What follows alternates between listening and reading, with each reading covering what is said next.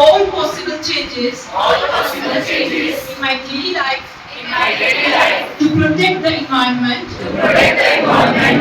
I also commit to continuously motivate my family, friends and others about the importance of environmental friendly habits. कि पर्यावरण को बचाने के लिए दैनिक जीवन में हर संभव बदलाव लाऊंगा। मैं ये भी वचन देता हूँ कि अपने परिवार, मित्रों और अन्य लोगों को परिवारों के महत्व के विषय में सख्त रूप से प्रतिज्ञा करूँगा। A warm welcome to all of you, sir. We hope you all enjoyed this program and also learned something from this program. I hope it turns out to be a great success and a memorable one for all of us. Before, the day was first observed with the theme Only One Earth. The environment, which includes both living and non-living objects, has an impact on Earth's life. The topic for 2025 is World Environment Day is Ending Pollution Globally, addressing the widespread issue of plastic pollution and developing ways to reduce and eradicate the use of plastic and its harmful effect. We have to eradicate its negative impact on the environment and our health. To begin by mentioning that today is not World Environment Day, which is officially observed on June 5th every year. However, the environment cannot wait for a specific day to be protected. That is why we are gathered here early to raise awareness, share knowledge and take action ahead of time. So, what is Environment Day? Celebrate World Environment Day, a day that reminds us how deeply we are connected to the earth and how urgently we must act to protect it. A day that holds great importance not just for environmentalists or activists, but for every single one of us who depends on this earth, and definitely that is all of us. World Environment Day, celebrated every year on 5th of June, is not just a date on calendar. Today I am present here to deliver the speech on the World Environment Day. So, it is very true to say that environment is no one's property to damage, but it is everyone's responsibility to protect. World Environment Day came into existence in the year 1973 by the United Nations Environment Programme. Have a nice day. Thank you. मुझे वो दिन याद आते हैं. I am not going to go in deep, लेकिन अच्छा लगता है आपके साथ शेयर करना कि आजकल भी लोग पहाड़ों के ऊपर why do they go in search of nature. क्यों जाते हैं? ठंडी हवा, ठंडा पानी, साफ हवा, अच्छा अनाज विदाउट एनी पोल्यूशन. क्यों एंजॉय करने के लिए जाते हैं भाई? ढूंढते फिरते हैं इस नेचर को, और हम लोग इसको डिस्ट्रॉय करते जा रहे हैं. ये फ्लड्स क्यों आ रहे हैं? अर्थक्वेक क्यों हो रहा है? ये ज्वालामुखी क्यों फट रहा है? What are the reasons behind it? कि हमने अपनी धरती को, अपनी माँ को उसका स्थान नहीं दिया है. हमने पहाड़ों और जंगलों को काट कर उन्हें बेदर्दी से काट कर लोगों के हवाले कर दिया है. मैं क्लास 10th का बच्चा हूँ, साइंस कॉलेज.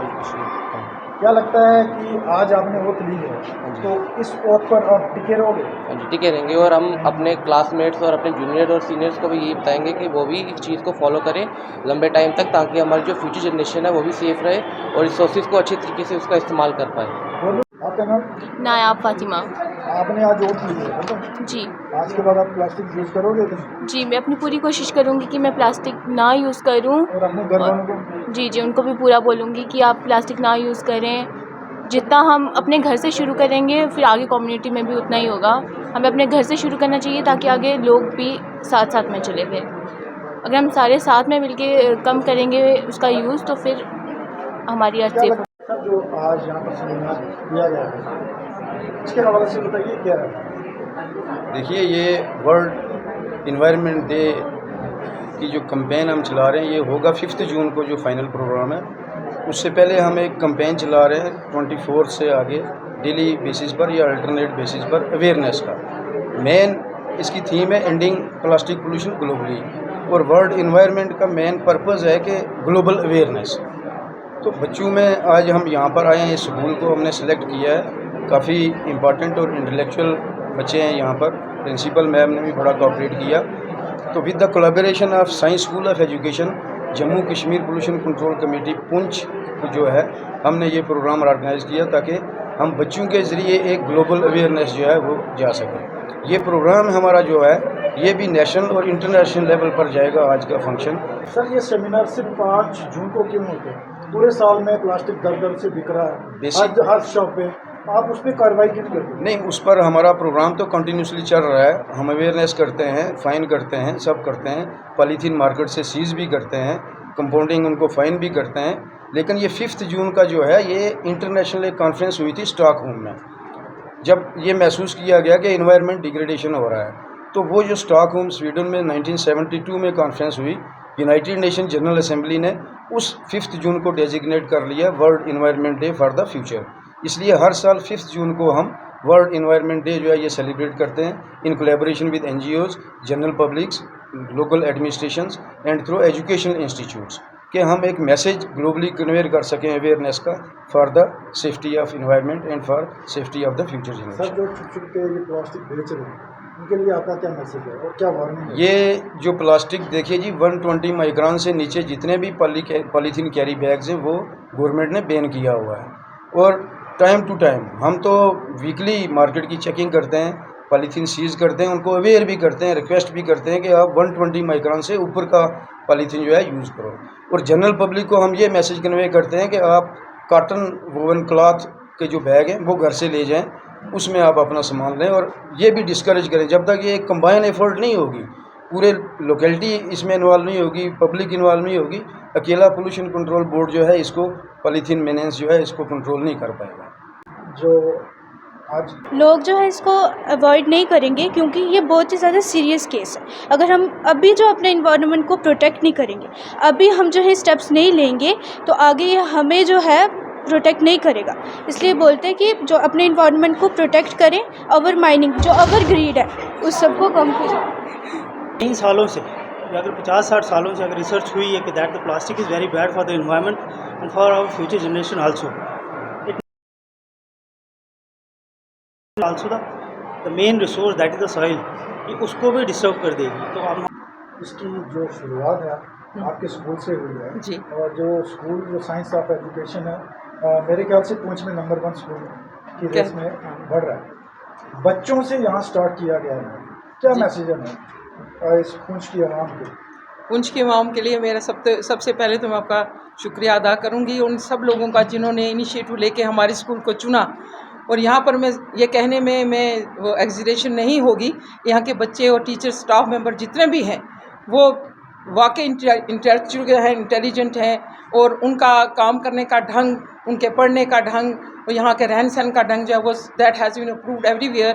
और ये टैलेंटेड बच्चे हर जगह अपने हर शोबे में जो है वो अपना नाम कमा रहे हैं। और आज का काम जो कार्य यहाँ हुआ है, मेरे बच्चे जो जिन्होंने ये मैसेज लिया है, मैं चाहती हूँ कि ये बच्चे जो है आगे सोसाइटी में इस मैसेज को फैलाएं।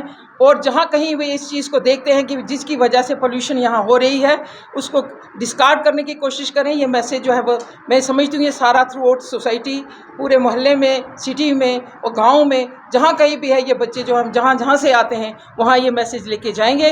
और मैं इस चीज़ का यकीन दिलाती हूँ कि हैंड्सफोर्थ जहाँ कहीं भी ये किस्म का मैसेज आएगा वहाँ ये जो नियम जो है वो लागू होगा।